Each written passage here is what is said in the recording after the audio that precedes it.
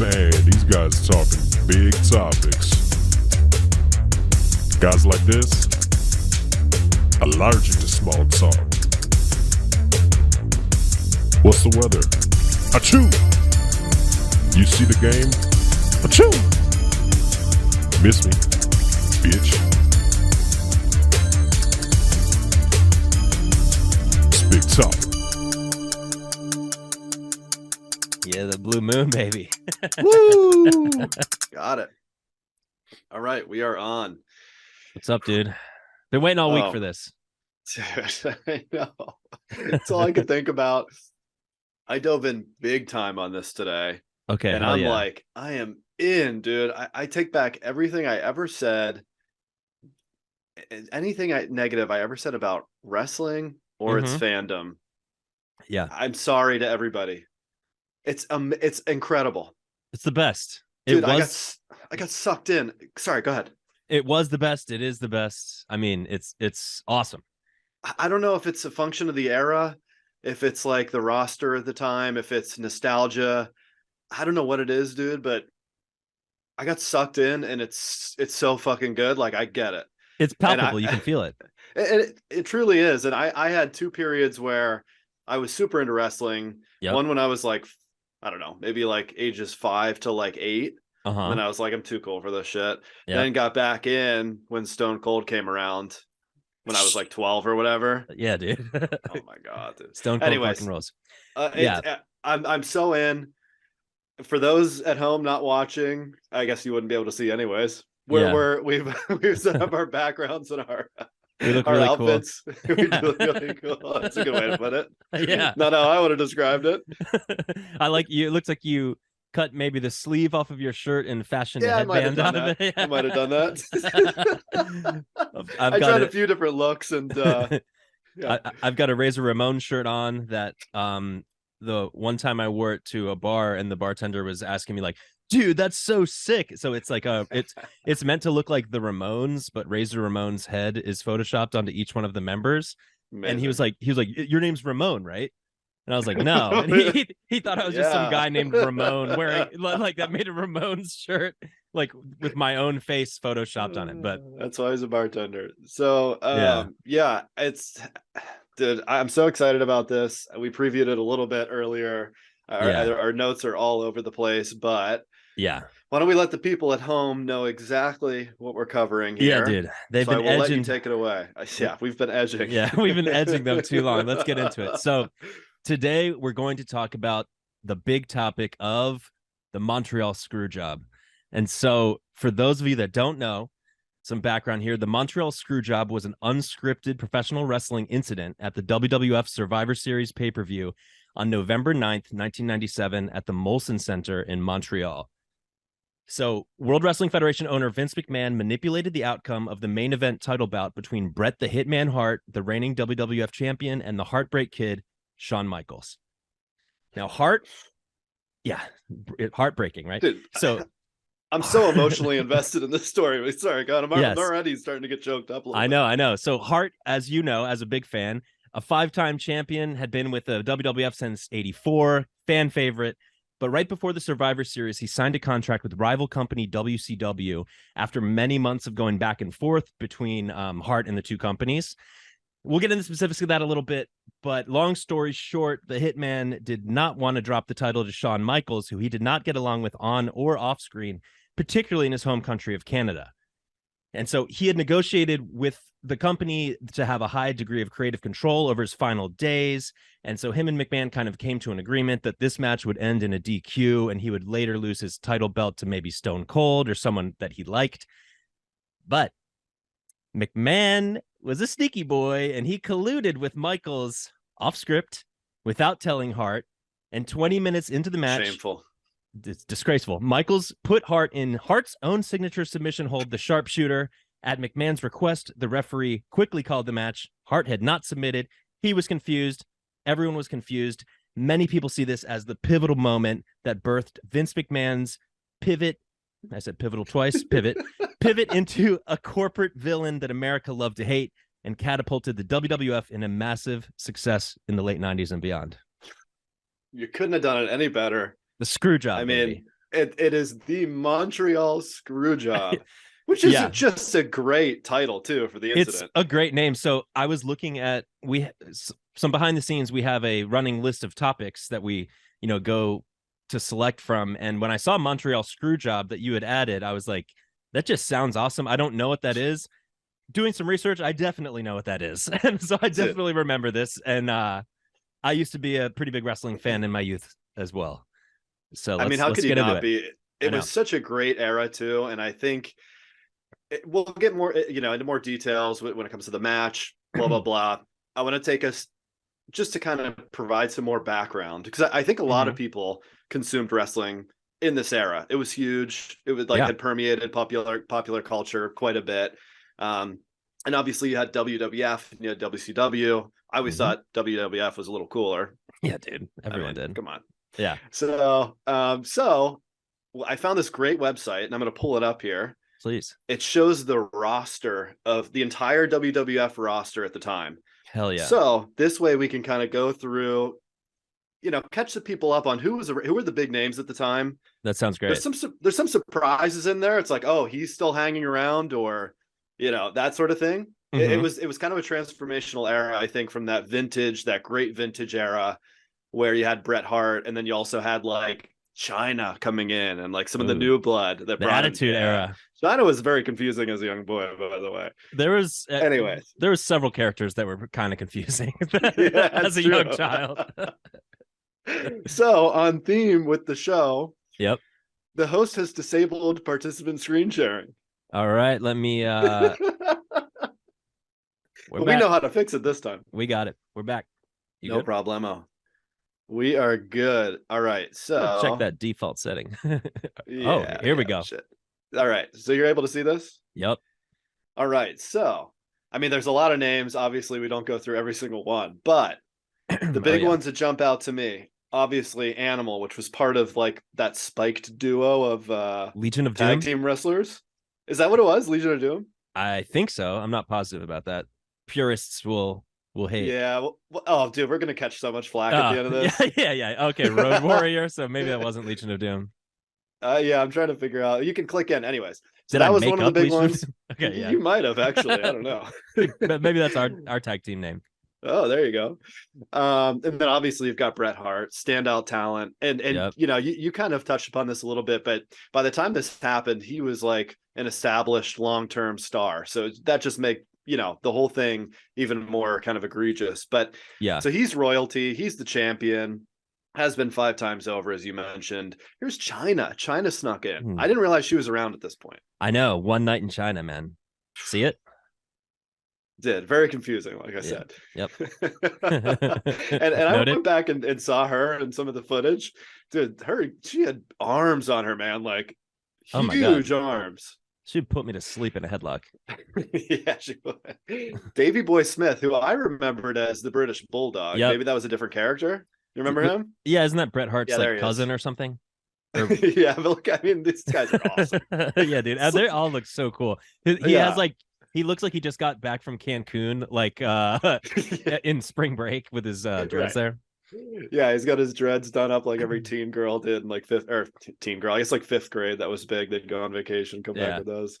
Dude Love, who later went on to be Mankind. Great character. Goldust, which I think had like a gay angle that was very little confusing, a little confusing as a young boy. Goldust was like he came out of nowhere, that's for sure. He had that long wig, and then he also had like the hot manager. Was it Terry Runnels? Was that his manager? I think it was his wife in real life. I think you're right. Ooh, interesting. I didn't know that. Yeah, he had like this. So yeah, for those that aren't seeing the visual, he wore like a gold suit and had this like kind of weird face paint on, and he's been around as recent as 2019. That's insane. Can't let this shit go, dude. That August 95. Why would you? Yeah, I know. That August 95 pic that you showed is one that I remember when he would wear the big long wig, and he just tried to like kiss his opponents to scare them. Like, was that his... He did like gay sexual acts, and like everyone's so macho that they're just like he would do like the stripper breath behind their ear and try to give him the shivers. That was like his finishing move. I don't really remember, but like I remember him like making them uncomfortable in weird ways, and that was kind of like his Weird shtick. homosexual ways. Yeah. Yeah. When I That's a good say, yeah, I loved, and I looked at like the roster today, and it's just like John Reynolds and like I know. Sean Kevin Owens. Pavitt, and this is like, dude, like where's like Hawk and I like know. Gold Dust and Flash Funk? There's some Yeah, look like at Flash pretty Funk. yeah, he had like kind of the pimp angle going on. I think he was a jobber. Do you know what a jobber is? Yeah, I don't mean to embarrass you if you don't know. Sorry. no, I do. The guys that go in to get their ass Right. kicked every Yeah, time. exactly. I didn't know that They're until today. Like, I'm yeah. like, yeah, I know what Yeah. a jobber is. Yeah, no, So I think they're he's never like gonna a win. jobber. Yeah, exactly. Which is great too. I love those guys. All right, who else do we have here? And I know I'm taking a while here. I just wanted to kind of set the tone and because it is important to kind of understand the landscape of characters so you can kind of, you know, get some Yeah. context for everything. Kane was new at the time. He was so mysterious, didn't take his mask off. Yeah, he was cool. The Undertaker's brothers, I think what they were trying to say, something like that. Exactly. Ken Shamrock was great. Owen Hart, I always hated Owen Hart. R.I.P. though. I know. R.I.P. Did you ever watch the footage? Probably, but I don't have like a concrete memory of it, but probably. Yeah. Seems Yeah, like something I never would have watched. Yeah. Dude, Sable's a big one, dude. So Oh, we Sable. used to print out pictures of Sable, roll them up, like as our friend had a printer, who's like the one person in the neighborhood that had it. Yep. Roll it up, take the rubber thing off of the handlebar of our bike, put the Mhm. paper in there, and then put the thing back over top. And then we just like ride into some like secluded area of the neighborhood and be like, check it out, dude. Go into the woods and look at Sable in a bikini. Yeah, exactly. Right below her, Exactly. Sunny was kind of I a always babe liked as well. Sonny. Oh yeah. He was great. Yeah, you've got people creeping in here like Steve Carino. He kind of looks like Ghost Mane, the rapper guy. Oh I don't know yeah, if you're familiar with that dude. yeah, he does. I don't know a lot of these Brooklyn Brawler. I mean, these are probably all you know, what Yeah. what do you call them again? I literally just brought up the term and I already forgot. Jobbers. Jobbers, thank you. And then you got Steve Austin is like Steve Austin's just, you know, widely recognized as the #1 guy ever. yes. I don't know if you agree with that. I kind of do, man. That was such a great era. Definitely. And I think that was a big thing also, like with Bret Hart. What was going on is the writing was on the wall kind of with him, that Steve Austin was coming up fast and Hart's star was kind of fading, and Austin was just like driving pickup trucks, or not pickup trucks, like semi trucks down the thing and like chugging 12 beers, and it was yeah, while he's driving. Yeah, dude, like chugging beer. They're like, yeah, this is cool. America was ready for that can of whoop ass from Steve Austin, and they definitely got it. So ready, man. I mean, I remember going and you go to school, you see somebody with an Austin 316 t-shirt. Oh yeah. I mean, that was like the pinnacle of fashion at that point. Yeah. All right. To round out the list here, we've got The Rock, who I was never a huge fan of, but obviously went on to superstardom. Yep. Vader was always great. I always liked Vader. He was on Boy Meets World a couple times.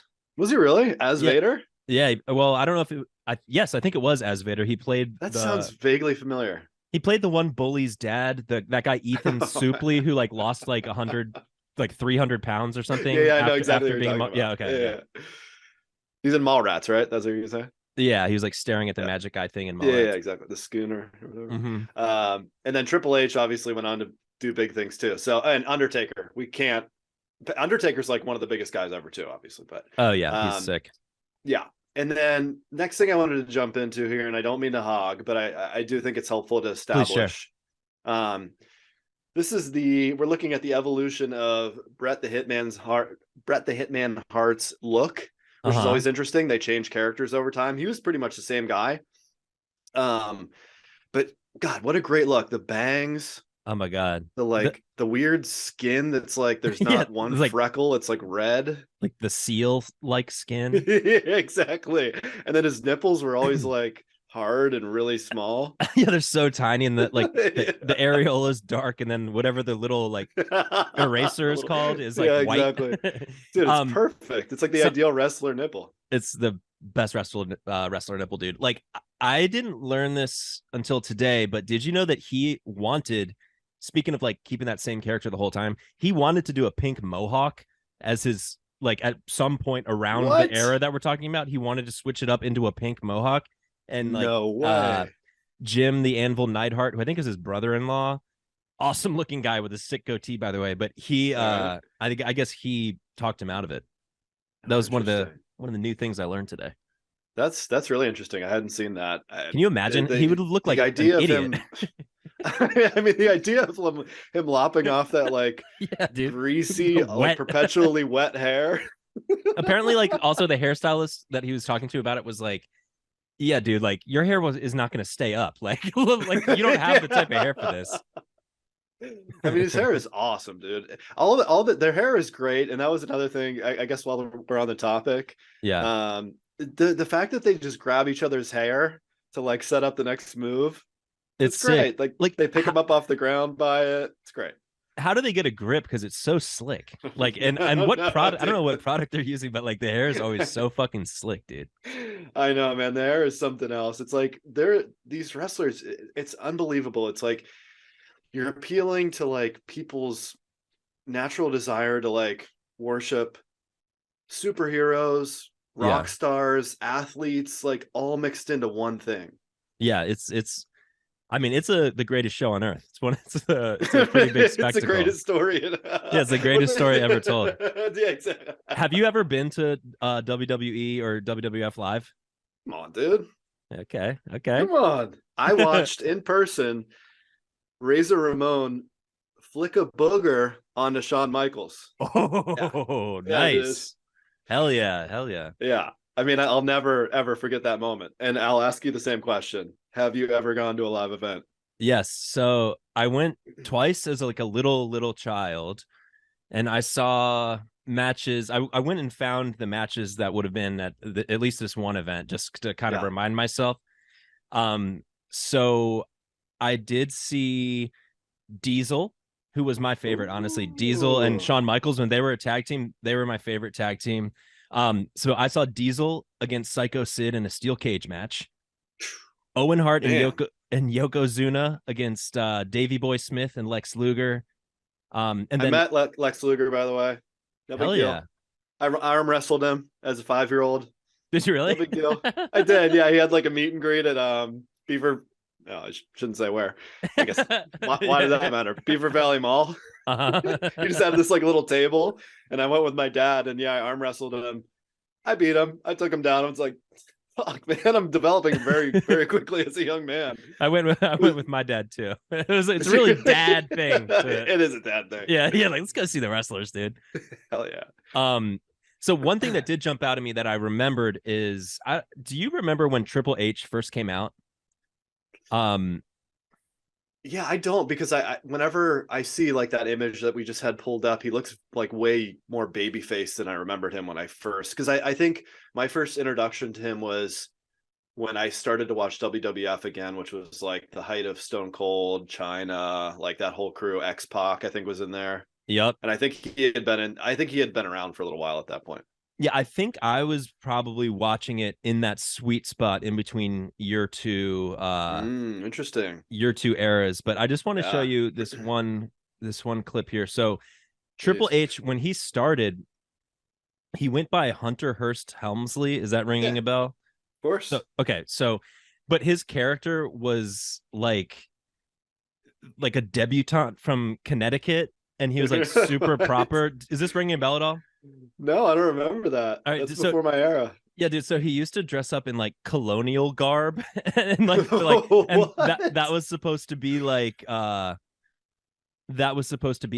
sophisticated, the WWE's idea of like a blue blood or whatever. Oh, hell yeah, dude. That's sick. But he used to do this. Can you see my?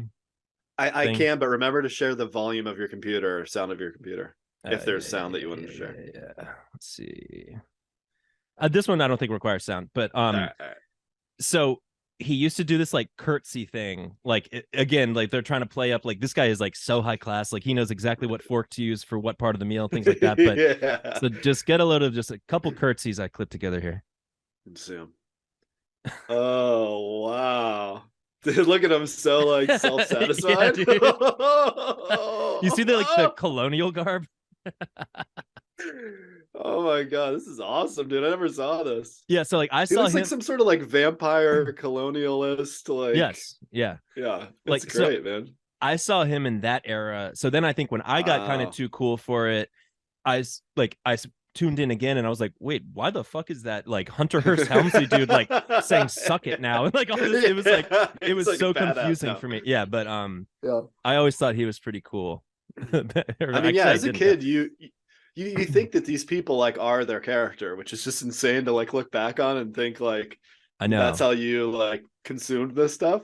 And Um, but that's what made it so dramatic too. Is it's like it's almost like action figures that like have a yes, storyline and you throw them in the ring together to just battle it out. It's just like every kid's dream.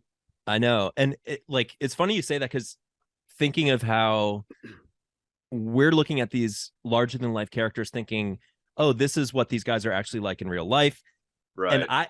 I also, like you, was kind of like, yeah, they're not really like that in real life until I started looking into this. And I feel like Shawn Michaels like kind of is and was like that in real life. And he They're is, very much they're very much invested in, and this is like very real, like way more real to them than I expected it to be. yes. And for example, Vince McMahon, of course, has turned into this mogul dude. But back then, I don't know if you remember, he was like a pushover. That was his whole thing. Like he was just like, oh, okay. And Mm, like, I guess behind the scenes also, people were just bullying him. Like Shawn Michaels is like, really? I am not going to lose to Bret Hart and vice versa. And it's Mm-hmm, just this crazy mm-hmm. shit.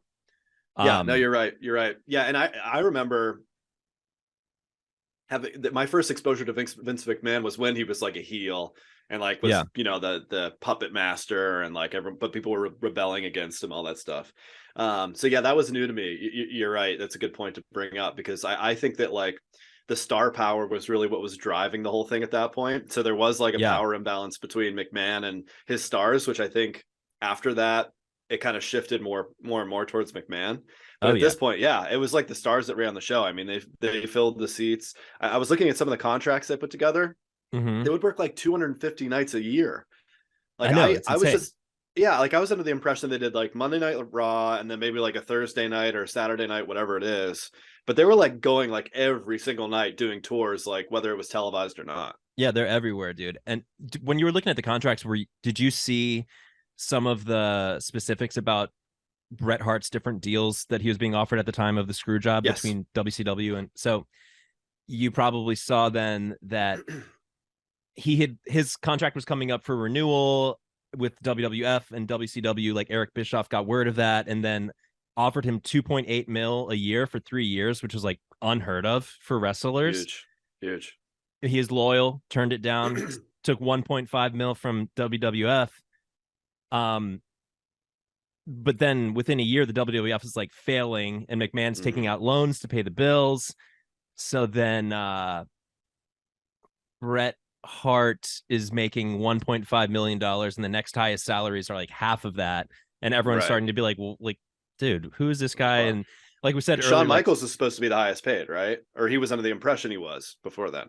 yes. And his salary is getting doubled. I think Undertaker's salary is getting doubled. And it was so clear that Stone Cold was going to be the guy. And they're like, well, we're not going to pay Stone Cold 1.5. So why are we still paying this dude? Right. And I guess that's when he went back to WCW and ended up getting like 2.3 mil or something Yeah. per year still. But Yeah. And I think Vince McMahon had come back too with some sort of structure that you brought up, which is they were facing kind of financial difficulty. So he was saying, we'll pay you less now and then cover you on the back end or give you some sort of like profit sharing, whatever down the line. And dude, I frankly was not a big Hitman Hart fan. I mean, I like the guy. I I thought was he was like more of kind a of a Razor wuss. Ramon guy.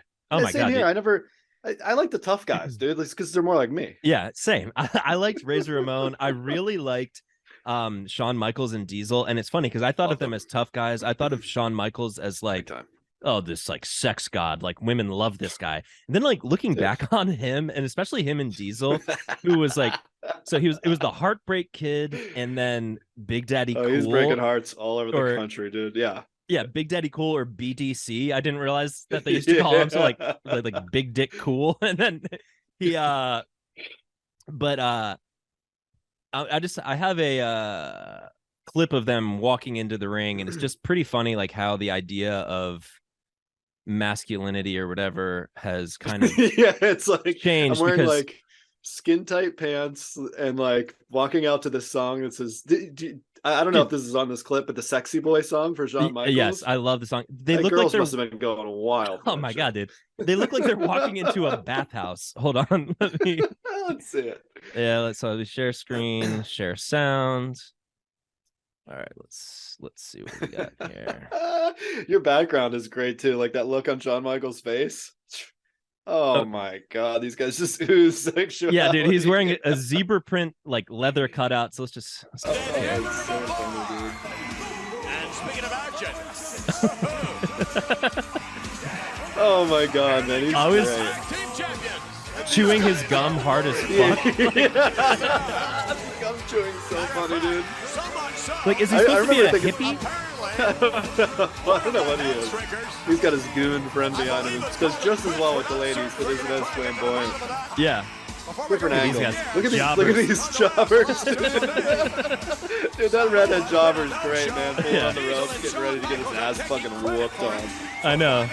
Look, and then this, the pose. Oh, fuck yeah, dude. Hell yeah. Sexy boy. Oh, baby. I'm not your boy, toy. Dude, look at the pyrotechnics. Unreal. Like, Oh, is he supposed to be a stripper? God. Like, I don't get what he's I think what he his is. character is. Is that what it That's is? the angle, dude. He's just a flamboyant, just sex god, dude. He's like the Yeah. guy that can get away with being more feminine because he's just so fucking desirable. Was he supposed to be like White Prince? Like, I don't know, but there was a character in the WWF that was what was it? The wrestler formerly known as I can't remember who it was. That's ringing a bell. Somebody in the comments is gonna. Somebody's gonna rip us, dude. By the way, speaking of super fans, I want to ask you quickly if you've seen this clip. Yeah, This is a classic. You might have already seen this. I think anybody that's been on the internet would have already seen this, but it's worth revisiting. Yeah, I'd love So to to set the stage here, it's got a couple guys, true fans hanging Yeah. around. They're in some sort of I got to figure out how to dude, every time we try to share something, it's just like, everything just comes to like a grinding halt. Yeah, it's like E-Bomb's All World, right. taking it way back. Yeah, exactly. All right, so share computer sound. Yes, sir. Enter password to allow this. Please visit your security settings. Okay, here we go. Are you able to hear this and see this? Next question, Jeff. Where are you? Right there. Yeah.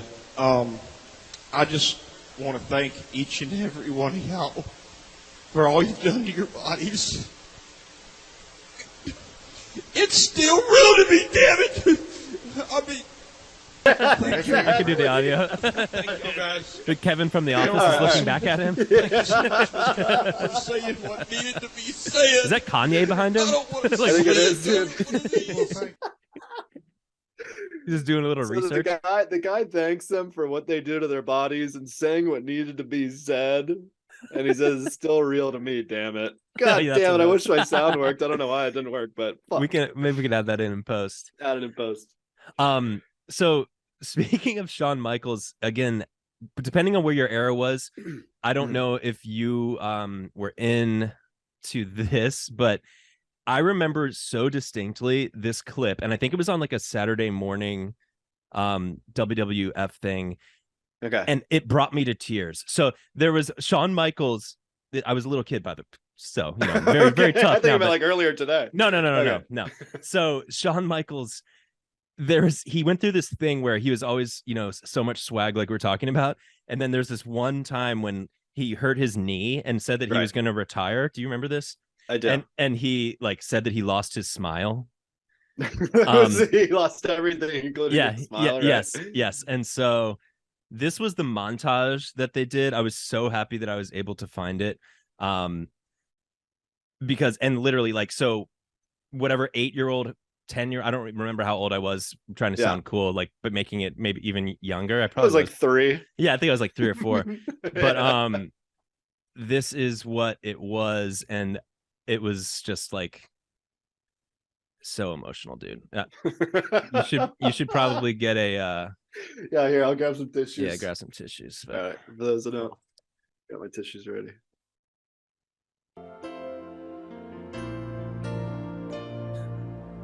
Marty Jannetty? Yeah, dude.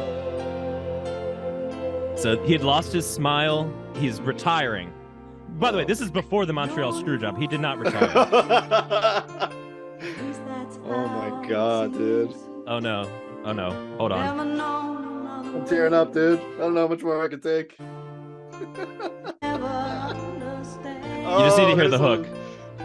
That's when he lost the smile. Here you go. Bro. So I was sitting there like, I can't believe he's retiring. Like, just all the sad end as of an fuck. era. Yeah, dude. Look at the ladies, man. Oh, hell yeah. Is it Jenny McCarthy? Yeah, it looks like it. What the hell's he doing there? This is like getting tombstoned? Yeah. Or Just him and his boyfriend. Big Daddy Cool. Hell yeah. Oh my god. Still Dude, playing. Shawn Michaels, he's like running away with this podcast here, or whatever the hell this show is. Yeah, dude, and that's why he's a star, dude. Yeah.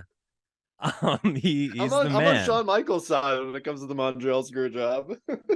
I am too, dude. So one thing that I thought was particularly hilarious is I know that you went back and rewatched the Screwjob. I did, and in its entirety, 28 minutes and 32 seconds of it. I can pull it up if you want, or we can just talk about it. But the fact that as he walks out, he wipes his ass with and then gives the suck it to the Canadian flag, and then starts humping it, and then puts it in his pants and rubs it on his dick, and then whips the announcer in the face with it. It's so good.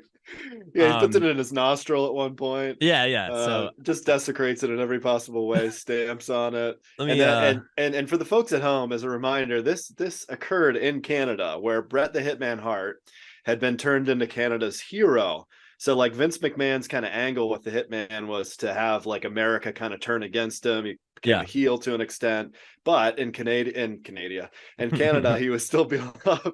He was beloved by the fans. So you've got this guy coming out, Shawn Michaels, just fucking hot as hell. Oh my god, swinging his American dick around, desecrating the Canadian flag, and then and this is where I started... average American dick. Exactly, just crammed into that wrestling outfit. But like all these giant men, and they're all just like crammed into these little speedos. I don't know how that happened physically, but and then you've got Hitman Hart coming out, and this is when it really hit me that I was just like, dude, I'm still like, I'm invested in this. Where Hitman Hart, he came out and his intro and everybody's pumped. I'm starting to get goosebumps. Yeah, dude. Like he walks out, not just like no expression on his face, all business. He's got 20,000 plus fans just cheering for him. And he's such a professional. He just walks out there and he's just fucking miserable. He's there to finish unfinished business, and that's it, dude. Little does he know he's gonna get screwjobbed hard. Fuck. Heartbreaking. He spits in Vince McMahon's face after the match. That was pretty sick. That's it. They were all able to spit very well. I noticed Shawn Michaels did a nice spit like at the beginning of the match when he was outside of the ring. I could never do that. The guys that like are able to just kind of like, you know, conjure up like a little like white loogie ball of spit. It's like, I don't know what the fuck that is. Like, and then just do this like weird thing where it just like flicks out of their mouth like, it's like these. I'm like, it's like, what was that? Exactly. I have to like, you know, swirl my tongue around and like it's very obvious. Just, like lean over and I'm like, yeah, exactly. But they just like, they're able to just fire one off. Yeah, dude. If I tried to spit on someone in a fight, I'd get knocked out by the time I had something in my throat like to shoot out. I'd be like, give me a second, hang on.